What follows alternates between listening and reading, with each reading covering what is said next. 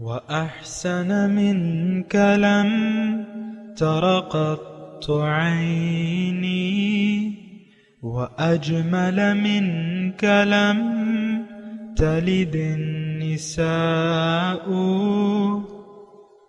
خلقت مبرأ من كل عيب خلقت مبرأ من كل عيب كأنك قد خلقت كما تشاء كتاب أنزلناه إليك مبارك ليدبروا آياته وليتذكر أولو الألباب. یہ کتاب برکت والی ہے جسے ہم نے آپ کی طرف نازل فرمایا ہے تاکہ دانش مند لوگ اس کی آیتوں میں غور و فکر کریں اور نصیحت حاصل کریں. اللہم صلی علی سیدنا محمد وعلی آل سیدنا محمد بعدد کل ذرۃ مئۃ الف الف مرۃ. سامعین و ناظرین کرام، السلام علیکم ورحمۃ اللہ وبرکاتہ. سامعین کرام، سورہ ملک آیت نمبر 10 سے 12. آج کے سبق کا موضوع، کیا ہم اپنے رب سے بن دیکھے ڈرتے ہیں؟ اس کے ساتھ آج کے سبق کا آغاز کرتے ہیں. سب سے پہلے گزشتہ سبق کا اعادہ ہوگا. اذا القوا فيها سمعوا لها شهيقا وهي تفور. جب وہ اس میں ڈالے جائیں گے تو اس کی خوفناک آواز سنیں گے اور وہ آگ جوش مار رہی ہوگی. تكاد تميز من الغيظ كلما ألقي فيها فوج سألهم خزنتها ألم يأتكم نذير. گویا ابھی شدت غضب سے پھٹ کر پارا پارا ہو جائے گی. جب اس میں کوئی گروہ ڈالا جائے گا تو اس کے داروغے ان سے پوچھیں گے، کیا تمہارے پاس کوئی ڈر سنانے والا نہیں آیا تھا؟ قالوا بلى قد جاءنا نذير فكذبنا وقلنا ما نزل الله من شيء إن أنتم إلا في ضلال كبير. وہ کہیں گے، کیوں نہیں، بے شک ہمارے پاس ڈر سنانے والا آیا تھا تو ہم نے جھٹلا دیا اور ہم نے کہا کہ اللہ نے کوئی چیز نازل نہیں کی، تم تو محض بڑی گمراہی میں پڑے ہوئے ہو. سامعین کرام، سورہ ملک آیت نمبر 10. وقالوا لو كنا نسمع، اور وہ یہ کہیں گے کاش کہ ہم کسی کی بات سن لیتے یا عقل سے کام لیتے. ما كنا فی اصحاب السعیر، تو آج ہم اس بھڑکتی ہوئی آگ کے سزاواروں میں شامل نہ ہوتے. فاعترفوا بذنبہم، اس طرح وہ اپنے قصور کا خود اعتراف کر لیں گے. فسحقا لاصحاب السعیر، لعنت ہے ان دوزخیوں پر. تھوڑی توجہ سامنے کرام، تذکرہ ہو رہا ہے ناشکرے لوگوں کا، تذکرہ ہو رہا ہے جنہوں نے اللہ کو اپنی منزل نہ بنایا، تذکرہ ہو رہا ہے ان دنیا داروں کا جن کے دل اللہ تعالیٰ کی یاد سے غافل رہے، تذکرہ ہو رہا ہے ان لوگوں کا جو دنیا میں بے مقصد زندگی گزارتے ہیں، اور تذکرہ ہو رہا ہے میٹیریلسٹ لوگوں کا جو مادہ پرست لوگ ہیں، ان کا تذکرہ ہو رہا ہے. یہ بات ذرا نوٹ کر لیں. تذکرہ ہو رہا ہے وہ ان لوگوں کا جنہوں نے اللہ تعالیٰ کی نعمتوں کو ضائع کیا، یعنی ناشکری کی اس کی، اور اس مقصد کے لیے نے استعمال نہ کیا جس مقصد کے لیے ان کو دی گئی ہیں. بہرحال تو جو گزشتہ سبق تھا اس میں پوچھا تھا دوزخ کے داروغہ نے کہ تمہیں کوئی خبردار کرنے والا نہیں آیا تھا؟ انہوں نے کہا آیا تو تھا لیکن ہم نے اس کو جھوٹا سمجھا اور جھٹلا دیا اس کو. فَكَذَّبْنَا وَقُلْنَا مَا نَزَّلَ اللَّهُ مِن شَيْءٍ. ہمارا رویہ ایسا تھا کہ گویا کہ اللہ نے کچھ نازل ہی نہیں کیا ہے. بالکل آج کے حالات کی تصویر کشی ہے سامنے کا. یعنی جو ہمارا قومی رویہ ہے امت مسلمہ کا، اس کا جو کردار ہے عملی طور پہ، اس سے معلوم ہو رہا ہے کہ اس کے پاس کوئی ہدایت کی کتاب ہی نہیں ہے، اس کی کوئی منزل ہی نہیں ہے، اور یا دنیا ہی اس کی منزل ہے. یہ باتیں ذرا نوٹ کر لیں، اور اگر آپ ان لوگوں میں شامل ہیں تو اس سے جان چھڑائیں. تکذیب کریں باطل کی، حق کی تصدیق کریں. اور وہ اس میں ہے نا سورہ بقرہ میں آیت الکرسی کے بعد جو ہے فَمَن يَكْفُرْ بِالطَّاغُوتِ وَيُؤْمِن بِاللَّهِ، جس نے طاغوت سے انکار کیا اور اللہ پر ایمان لے آیا. ہمارا آج کل جو صورتحال ہے وہ یہ ہے کہ ہمارا طاغوت پر ایمان ہے، اللہ سے انکار ہے. یہ بات ذرا میں کھلے طور پہ اس لیے کہہ رہا ہوں کہ آپ اس بات پہ سوچیں. نہیں ہے ایسی بات تو بہت اچھی بات ہے.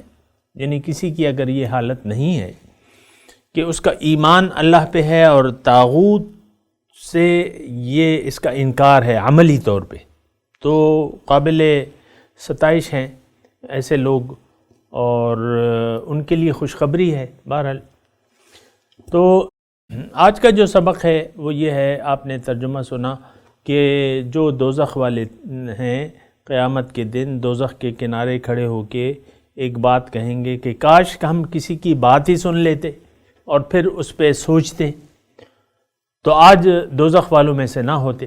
یہ بہت اہم ہے یہ جملہ بھی، اور یہ بھی وہ ناشکرے لوگ کہیں گے. اب دیکھیں اس میں ایک قابل توجہ بات یہ ہے کہ اس آیت کا موضوع یہ ہے کہ کون سے لوگ دوزخ سے بچ جائیں گے یا بچا لیے جائیں گے.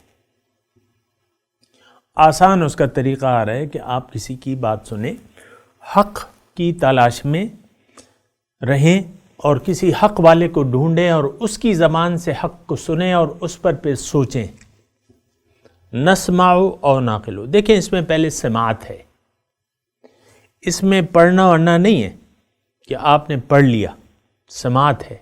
کاش ہم پڑھتے، کتاب کو پڑھتے. نہیں، وہ کتاب کا پڑھنا اپنی جگہ ایک اہمیت کا حامل ہے، لیکن سب سے پہلے آپ نے سامع بننا ہے.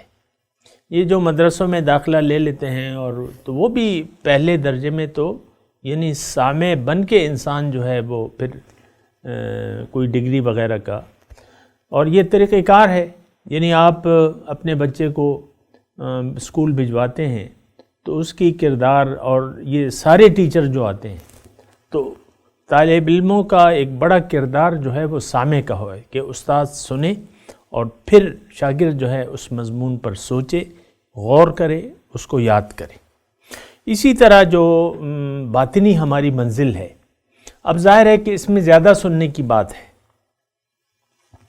ظاہر تو کچھ بات یعنی ظاہری جو علوم ہیں اس میں انسان تجربات سے بھی سیکھ لیتا ہے، دیکھنے سے بھی سیکھ لیتا ہے.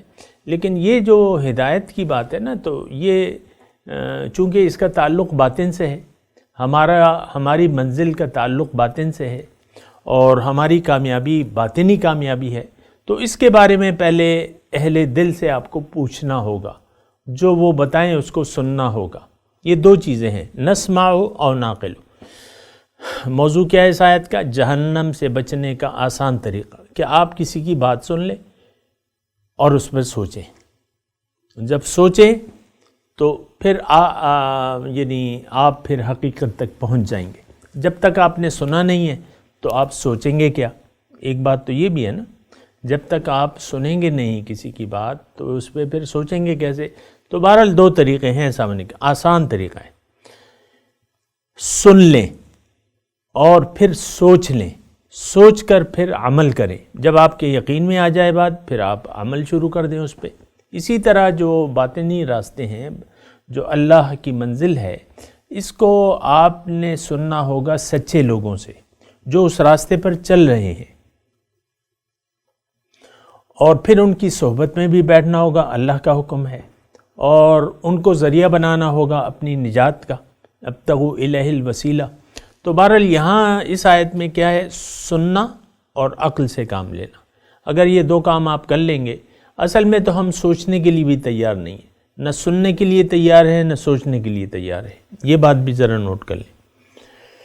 ہم حق نہ سننے کے لیے تیار ہیں، نہ عقل استعمال کرتے ہیں اس کے لیے۔ اب آپ دیکھ لیں، میں آپ کو مثال کے طور پہ درس قرآن ہم کر رہے ہیں، کتنے لوگ اس کے ویورز ہیں یا اس کو سننے والے ہیں؟ کتنے لوگ ہیں؟ آپ مجھے بتائیں۔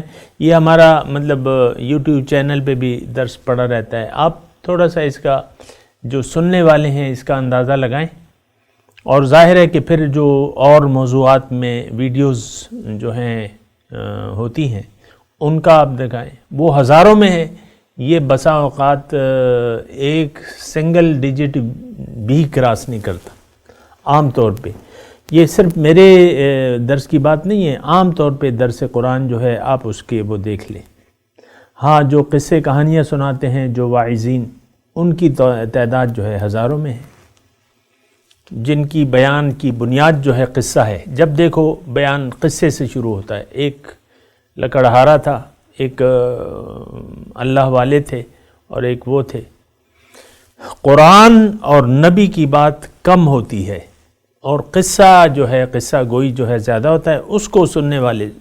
بہرحال میں اس سے کوئی وہ نہیں رکھتا، یعنی کوئی میرا موضوع نہیں ہے، میں صرف یہ کہہ رہا ہوں کہ سننے والے نہیں ہیں، حق کو سننے والے، اور اس پہ عقل، پھر عقل کا استعمال کرنا۔ اب مثال کے طور پہ یہ بھی ہوتا ہے کہ معلم بتا رہا ہے، آپ کا ذہن جو ہے وہ دنیا کی طرف ہے۔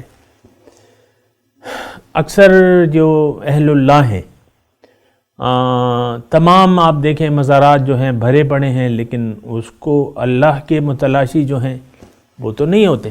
دنیا، بھئی ہمارا کاروبار نہیں ہے، اس کے لیے کوئی تعویذ دے دو، میرا بیٹا نہیں ہو رہا، اولاد نہیں ہو رہی، اس کے لیے کوئی تعویذ دے دو، اور گھر میں بے برکتی ہے، لڑائی جھگڑے ہیں، بیوی کہتی ہے خاوند مجھ سے لڑتا ہے، خاوند کہتا ہے بیوی مجھ سے لڑتی ہے، مجھے کوئی تعویذ دے دو۔ اللہ والوں کے پاس یہ مسائل آپ لوگ لے کے جاتے ہیں، اللہ کے لیے کوئی نہیں جاتا عموماً۔ اکثر تو یہ ہوتا ہے کہ بہرحال میں وہ میرا موضوع نہیں ہے، لیکن میں یہ کہہ رہا ہوں سننا چاہیے، متلاشی ہونا چاہیے، نمبر ایک تلاش حق، پھر آپ کو سننا بھی چاہیے کسی کی بات، سننے کے بعد وہ کریں، پھر اس پہ سوچیں، تو آپ دوزخ سے بچ جائیں گے۔ اب وہ فاعترفوا بذنبہم، وہاں تو اعتراف کر لیں گے، لیکن اعتراف کا کوئی فائدہ نہیں ہوگا۔ دوزخ میں یا حشر کے دن بہت سارے لوگ جو ہیں وہ افسوس کریں گے، لیکن افسوس کا اس دن کوئی فائدہ نہیں ہوگا، یہ بات نوٹ کر لیں۔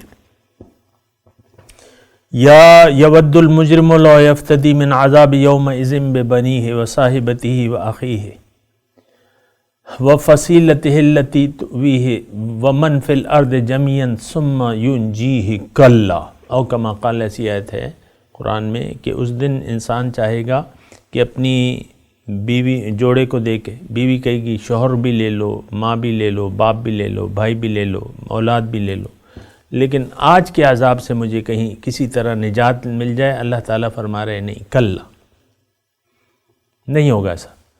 تو دیکھیں ایک وقت ایسا آنے والا ہے، میں آپ کو کہہ رہا ہوں، یہ 2019 ہے، مارچ کا مہینہ ہے اور 19 تاریخ ہے آج میں آپ کو یہ کہہ رہا ہوں، کل شاید میں نہ ہوں،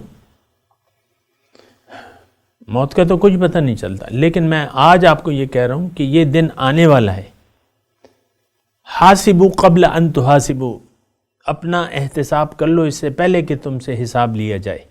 اب دوزخ، یہ حساب کتاب تو شروع ہو جائے گا، اور قبر میں سب سے پہلے آپ سے سوالات ہوں گے، آپ سے اختیار اس وقت لیا جا چکا ہوگا، آپ سے کچھ چند سوالات، لیکن آج بھی میں کہہ رہا ہوں کہ ان سوالات کا جواب ہمارے پاس نہیں ہے۔ دین کا مطلب ہم نہیں جانتے، جو کہ قبر میں پوچھا جائے گا کہ تمہارا دین کیا ہے۔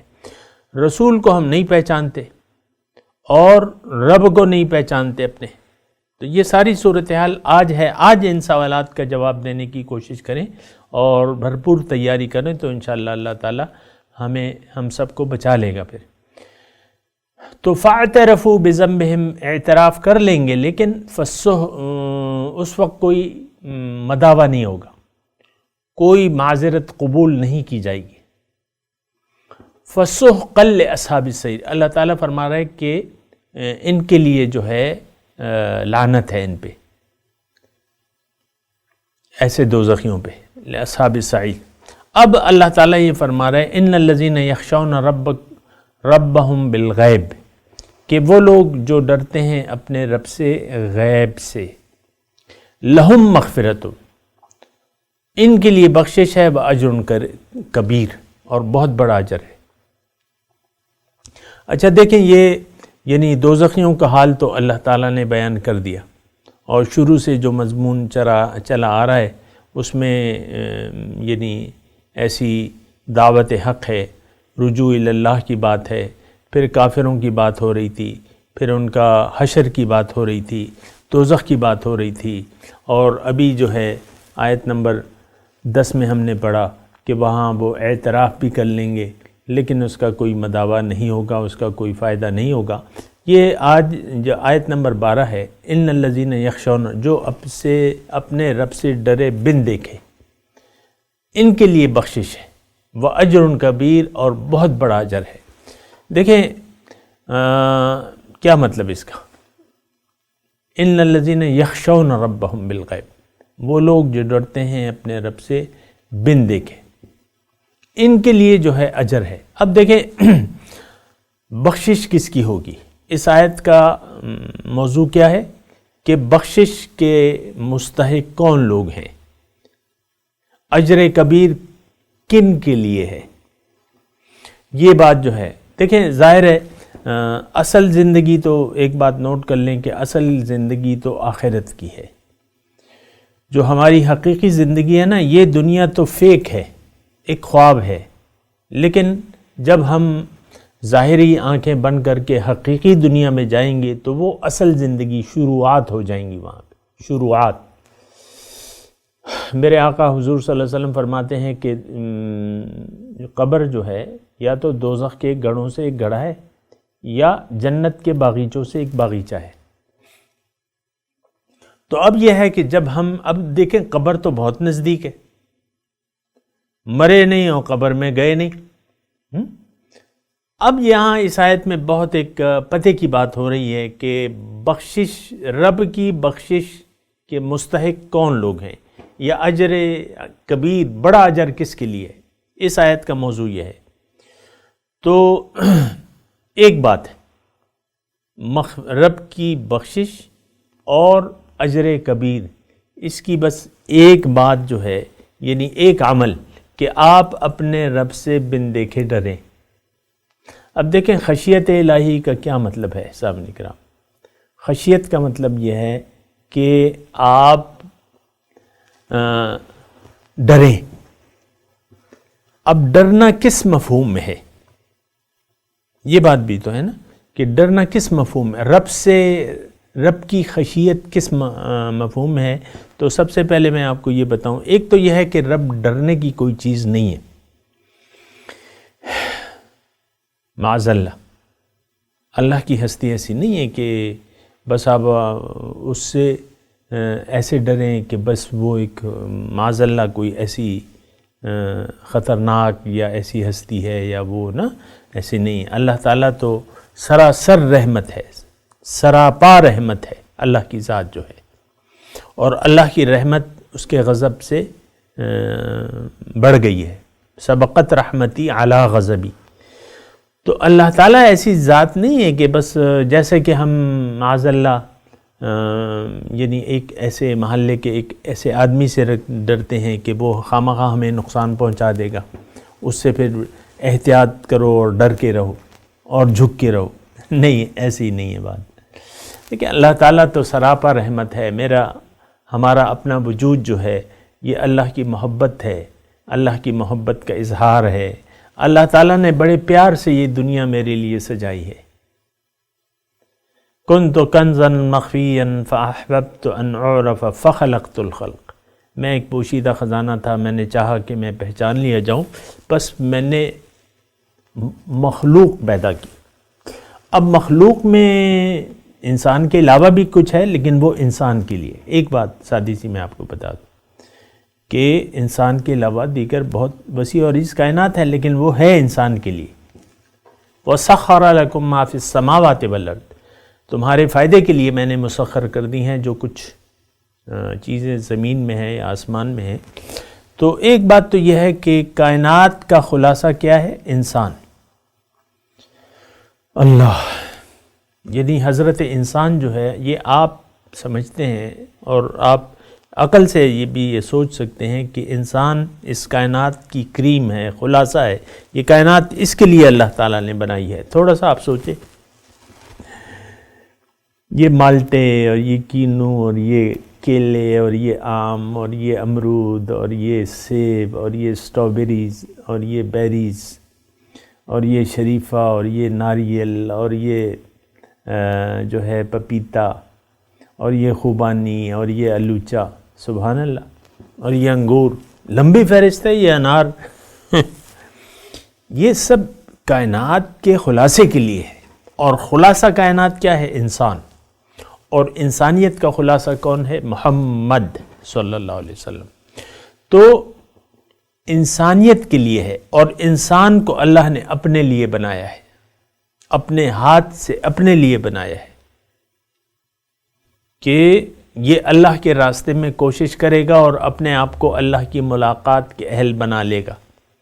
اس ارادے سے اللہ تعالیٰ نے بنایا ہے، اس ارادے سے اللہ تعالیٰ نے اس انسان کو یہ تمام سہولیات دی ہیں کہ یہ آرام سے دنیا میں زندگی گزارے، اور کوشش، آرام سے مطلب یہ ہے کہ کوئی اسے خاص تردد نہ کرنا پڑے۔ گندم زمین جو ہے اس کے لیے گندم بھی اگائے گی، اور یہ تمام جو میں نے آپ تھوڑے سے نام لیے ہیں، یہ ساری چیزیں اس کے لیے آسانی سے اگ جائیں گی، اس کو کوئی محنت نہیں کرنی۔ اب انار کو اپنی تکمیل کے مراحل تک پہنچانے میں انسان کا کوئی سوائے اس کے کوئی دخل ہے کہ یہ انار کا پودا بو دے اور پھر اس کی آبیاری کرے؟ اس کو کمال تک تو پھر اللہ تعالیٰ نے پہنچانا ہے۔ تو اب یہ ہے نا کہ ڈر کا میں آپ کو کہہ رہا تھا، ڈر نہیں، ڈر کا مطلب، ڈر ایسے نہیں، ڈر کا مطلب یہ ہے کہ اللہ کی ذات کے خیال سے اس کے، یعنی اس کی بڑائی اور اس کے عظمت اس کے ذہن میں ہو۔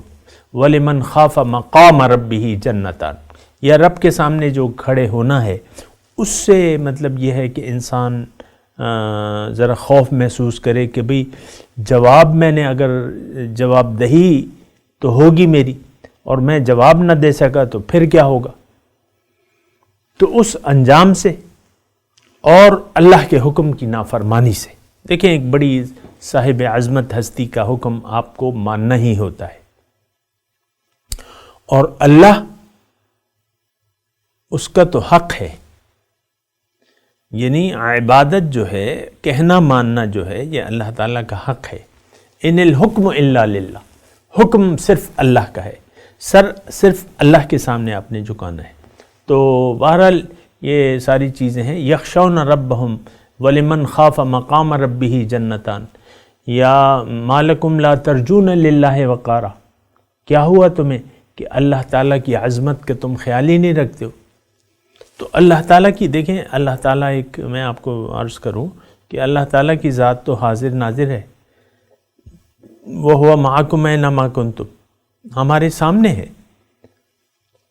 ابھی اللہ تعالیٰ یہ بیان فرمائے گا وَأَسِرُّوا قَوْلَكُمْ أَوِ اجْهَرُوا بِهِ إِنَّهُ عَلِيمٌ بِذَاتِ الصُّدُورِ، یعنی اتنے قریب ہے اللہ، ہمارے اتنے قریب ہے، ہماری ہر بات سن رہا ہے، بلکہ اتنا یعنی عالم ہے کہ وہ ہمارے دلوں کے رازوں سے، دلوں کا حال بھی جانتا ہے۔ اب جو ہستی میرے دل کا حال بھی جانتی ہے، جو میرے قریب بھی ہے، پھر جو بادشاہ کل ہے، اور جو نافع الدار بھی ہے، نفع دینے والی، نقصان دینے والی، اب ان ساری جو طاقتوں اور صفات کی مالک ذات میرے سامنے ہے، تو کیا اس کی یعنی احتیاط کرنا نہیں بنتا اس ہستی کے سامنے. جتنی بڑی ہستی ہوگی آپ کا خوف اور خشیت جو ہے وہ، یعنی خشیت کا مطلب آپ کا وہ احتیاط، کمال احتیاط بڑھتا جائے گا. یہ مطلب یخشون ربہم. اللہ تعالیٰ تو رحیم ہے، کریم ہے، لیکن یہ ہے کہ اس کی ذات کی کو صفات کے ساتھ پہچان لینا یہ مومن کا کام ہے، یہ عارفوں کا کام ہے. اور جو اللہ تعالیٰ کو اپنے آپ کو ذلت کے ساتھ پہچان لیتے ہیں وہ اپنے رب کو عظمت کے ساتھ پھر پہچانتے ہیں. اللہ اکبر، اللہ اکبر. یخشون ربہم بالغیب، جو ڈرے رب سے بن دیکھے. اب غیب کا یہاں کیا معنی ہے؟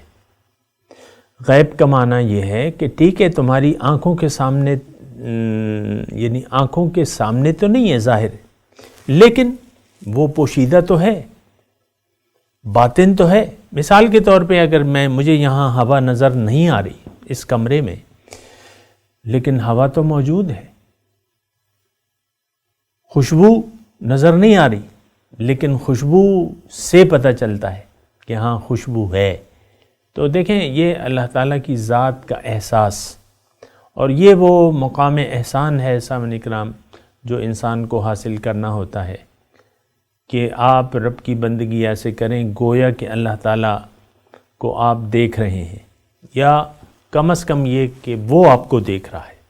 تو خشیت جو ہے، یعنی انسان مقام احسان کو حاصل کرے تو پھر خشیت الہی کا حقیقی تصور ہمارے سامنے آتا ہے.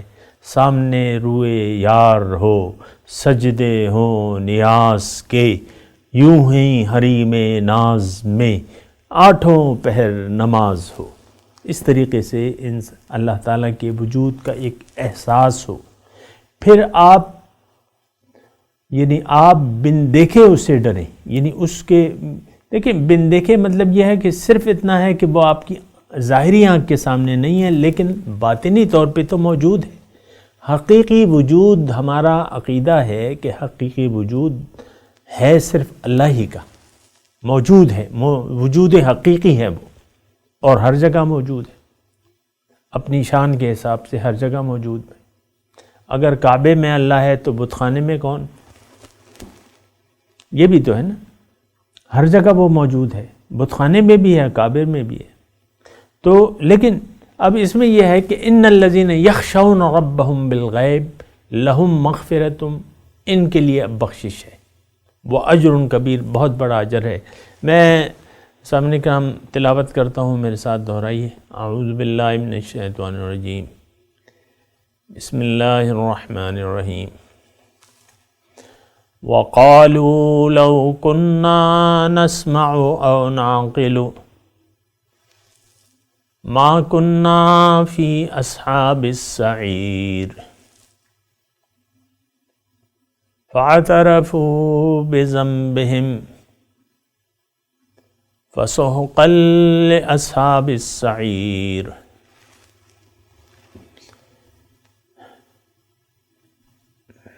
ان الذین یخشون ربہم بالغیب لہم مغفرۃ واجر کبیر. اب ان آیت کی ترجمہ سنا دیں. وقالوا لو كنا نسمع ونعقل، اور وہ کہیں گے کہ کاش ہم کسی کی بات سن لیتے یا عقل سے کام لیتے. ما كنا فی اصحاب السعیر، آج ہم دوزخ والوں میں سے نہ ہوتے. فاعترفوا بذنبہم،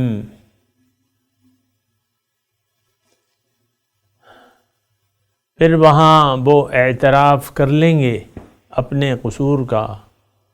فسحقا لاصحاب السعیر، لعنت ہے ان دوزخیوں پر. ان الذین یخشون ربہم بالغیب، جو لوگ بن دیکھے اپنے رب سے ڈرتے ہیں. لہم مغفرۃ واجر کبیر، یقیناً ان کے لیے مغفرت ہے اور بڑا اجر ہے. اب ان آیت کی تلاوت اور ترجمہ۔ وقالوا لو كنا نسمع أو نعقل ما كنا في أصحاب السعير. And they will say, had we listened or reasoned, we would not have been among the inmates of the blaze. فاعترفوا بذنبهم فسحقا لأصحاب السعير. So they will acknowledge their sins. So away with the inmates of the blaze. إن الذين يخشون ربهم بالغيب لهم مغفرة وأجر كبير. As for those who fear their Lord in secret, for them is forgiveness and a great reward. اس کے ساتھ ہی آج کے درس کا وقت اختتام کو پہنچا۔ انشاءاللہ اگلے درس میں ملاقات ہوگی۔ وآخر دعوانا ان الحمدللہ رب العالمین، والسلام علیکم ورحمۃ اللہ وبرکاتہ۔